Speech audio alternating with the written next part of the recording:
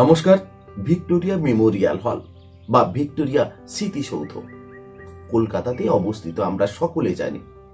দ্বিতীয় বিশ্বযুদ্ধের সময় এই ভিক্টোরিয়া মেমোরিয়াল হলকে বা স্মৃতিসৌধকে কি কারণে কালো রঙে মুড়িয়ে দেওয়া হয়েছিল?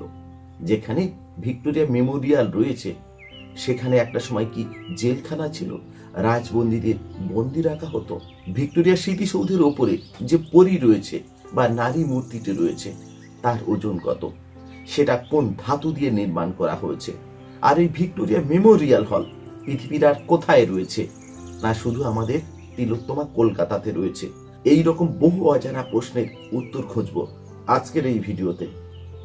বিশ্বের সর্ববৃহৎ ম্যানগ্রোভ, প্রাকৃতিক সৌন্দর্যে ভরা তিলোত্তমা সুন্দরবন, বাঘ, কুমির, বানর, হরিণীর সমারোহ, নাম না জানা বহু অজস্র পাখি আর বৃক্ষরাজি, যা আপনাদের মনের গ্লানি দূর করে আনন্দ দেবে। সুন্দর পরিবেশে ভ্রমণ করতে পারেন, স্বাস্থ্যকর হোটেলে রাত্রি যাপন করতে পারেন, থাকছে রুচিসম্মত আহার, সবার সেরা ভ্রমণ পরিষেবা।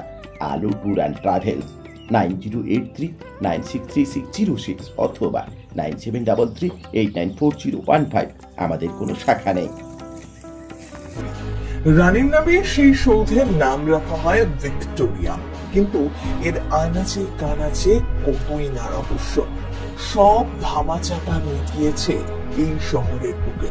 সেসব ঘটনার কথা জানেন না অনেকে। মূল গম্বুজের ওপর বসানো সেই বিখ্যাত পরী অন্ধকারে একসময় কি করতো জানেন? ভিক্টোরিয়া মেমোরিয়াল, যে জমিতে আজ ভিক্টোরিয়া, সেখানে এক সময় আগে ছিল জেলখানা। ভিক্টোরিয়াকে হঠাৎ দেখলে তাজমহল বলে ভুল হয় অনেকেরই। আসলে তাজমহলকে দেখেই সৌধটি তৈরি করা হয়েছিল। জায়গাটি ছিল প্রেসিডেন্সি জেলের জমি। প্রধানত রাজনৈতিক বন্দীদেরই এই জেলে রাখা হতো। তবে ভিক্টোরিয়া মেমোরিয়াল তৈরির প্রস্তাবের পর প্রেসিডেন্সি জেল সেই জমি থেকে আলিপুরে স্থানান্তরিত করা হয়।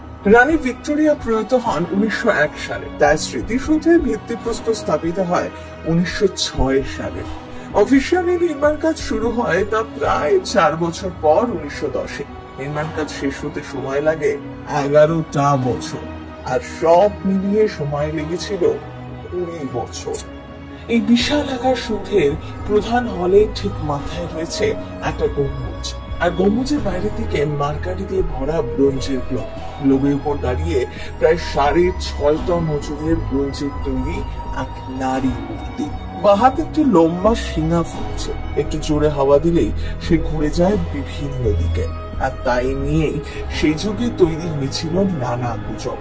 শোনা যায় কেউ কেউ রটিয়ে দিয়েছিলেন এঞ্জেল ইজ ওয়াচিং ইউ, অর্থাৎ ওই পরী নাকি ব্রিটিশদেরই চল। 1943 সালে দ্বিতীয় বিশ্বযুদ্ধের সময় জাপানিরা কলকাতায় আক্রমণ করেছিল। সেই বিমান হামলা থেকে স্মৃতির সৌধকে বাঁচাতেই হবে। ভিক্টোরিয়া মেমোরিয়াল নিয়ে চিন্তায় পড়ে গিয়েছিল সে সময়কার ব্রিটিশ সরকার। ফাঁকা মাঠের মাঝখানে ভিক্টোরিয়া মেমোরিয়াল, এ তো অমাবস্যার গাঢ় অন্ধকারেও দেখা যাবে। এখন কি করা যায়?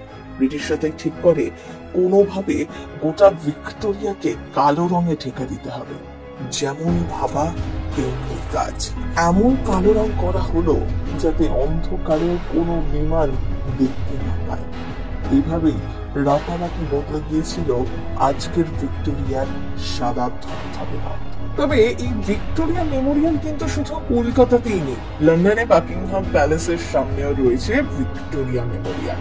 তবে সেটি সৌধ না, স্তম্ভ। তার শীর্ষেও এক পরী রয়েছে, তবে সেখানে তার রং উজ্জ্বল সোনালি। তো আজকের ভিডিও এই পর্যন্ত। দেখা হচ্ছে নতুন কোনো পর্বে, নতুন কোনো এপিসোডে। যাওয়ার আগে একটা কথা বলি, আমরা যারা ভিক্টোরিয়ায় গিয়েছি দেখবেন ভিক্টোরিয়ার চারপাশে বহু গাছ লাগানো রয়েছে। তার প্রধান কারণ কি জানেন? শহরে যে সমস্ত মানুষ বাস করে তাদেরও অক্সিজেনের প্রয়োজন, আর অক্সিজেন যদি না থাকে আমরা শ্বাসজনিত কষ্টে মারা যাব, কেউ আর বাঁচবো না। শুধু কলকাতার মানুষকে নয়, বিশ্ববাসীকে বাঁচাতে হলে প্রচুর পরিমাণে গাছ লাগাতে হবে, আমাকে, আপনাকে, সবাইকে। তো যাওয়ার আগে সকলকে নমস্কার, ধন্যবাদ। সকলে ভালো থাকবেন, সুস্থ থাকবেন।